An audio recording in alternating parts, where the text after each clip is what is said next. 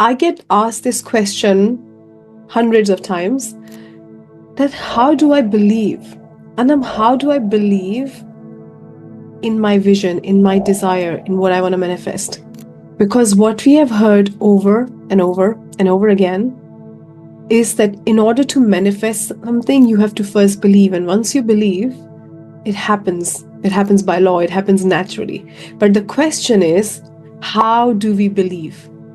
And I think this is the reason where most of the people really struggle, because it's like, I don't believe. How do I force myself to believe? I remember the time when I used to wake up every morning and think, do I believe? Do I not believe?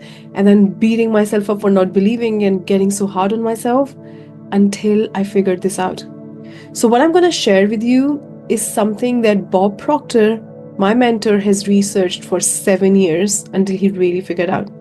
And then once he shared with us and we really got this, I started to really study, contemplate, and reflect on this. So this thing is a piece of gold. It's so powerful that I'm about to share with you.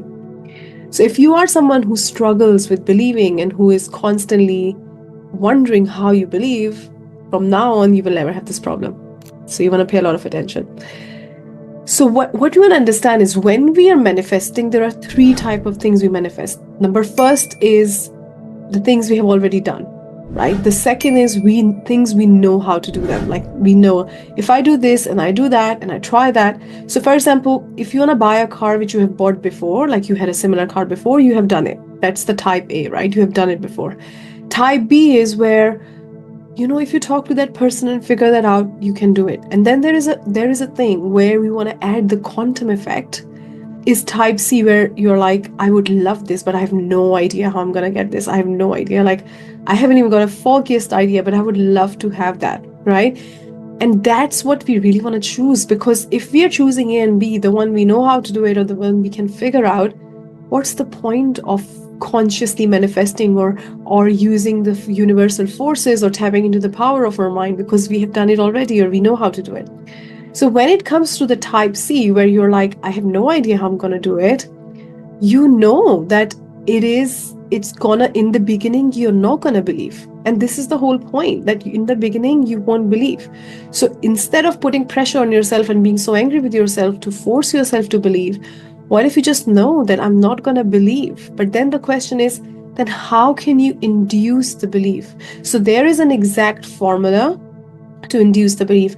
And in order to share the formula, I'll share with you a beautiful story. So Andrew Carnegie, who was the first ever billionaire on this planet, okay, he was a Scottish boy who migrated from Scotland to United States. They were so poor that they had to sleep early so that they don't get hungry when it comes to dinner. And he had to do child labor to help his family. But he became the first ever billionaire. So he wanted all this information to be written by somebody and to be captured so beautifully, like the way Thomas Edison and other people cracked the code to wealth.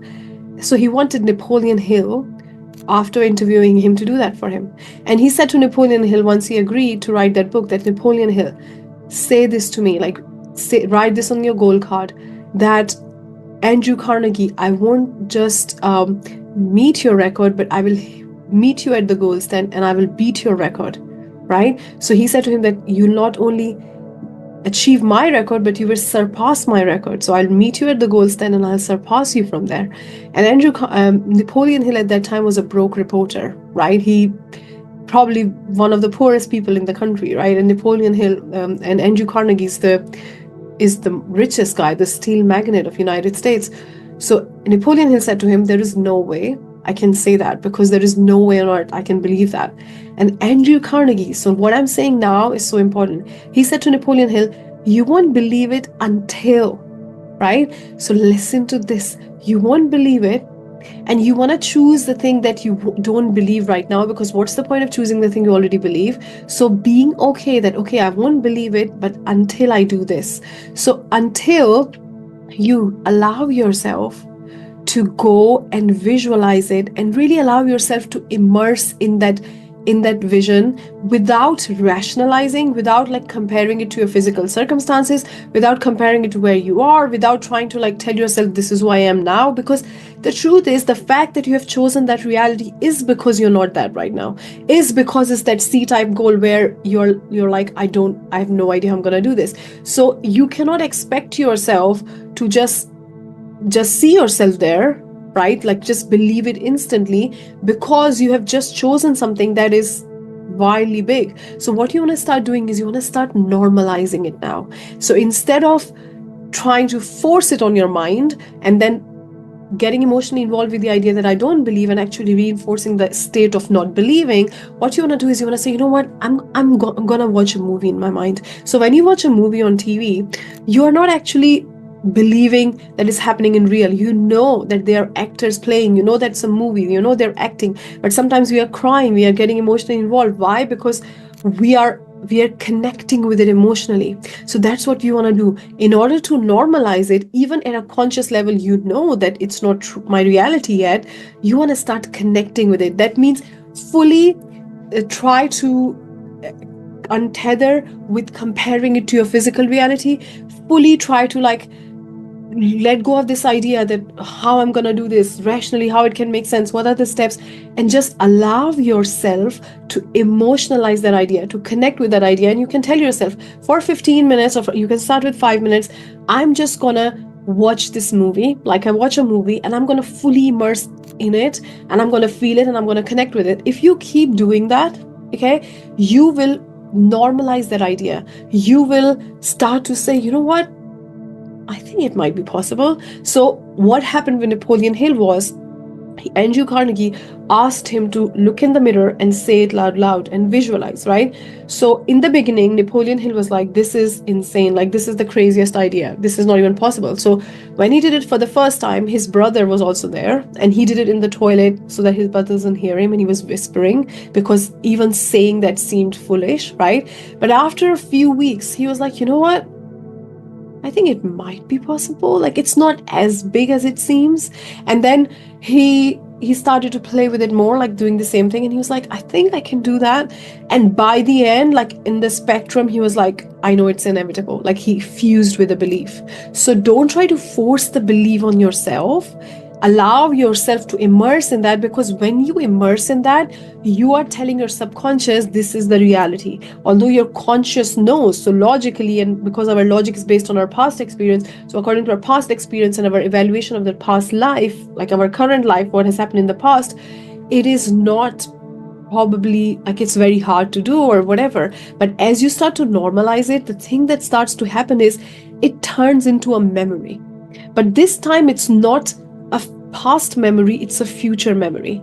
And if you really think of time, there is no such thing as present, past, future. Everything is in the now. Everything has happened simultaneously. This time is an illusion, because if you go to Mars, there's a completely different time. If you go to another planet, there's a completely different time. So time is a human construct. There is no such thing time. So everything is happening in different dimensions simultaneously, right? So your past is also happening, but on a different dimension, and your future, what we think is future, is also happening in a different dimension. So when you get emotionally involved with an energy, you bring that thing in your physical reality, in your current physical dimension.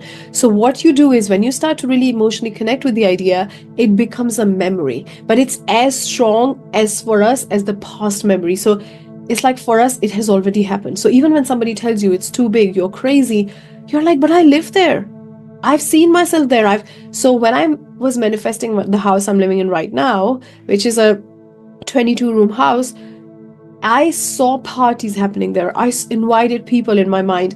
I did so many things. I had such a good time. I saw our kids running around, all those things. So for me, when anybody questioned at me or laughed at me, it didn't really matter, because for me, it was as strong as past. So if something happened in your past and I said to you it never happened, you can argue with me and say, no, I was there. I know this happened, right? So similarly, when you start to do this, it becomes as strong in your mind as a past memory. So even when outside circumstances or other people think you are crazy, for you, it doesn't matter, because you live there. You're one with it. You fuse with it.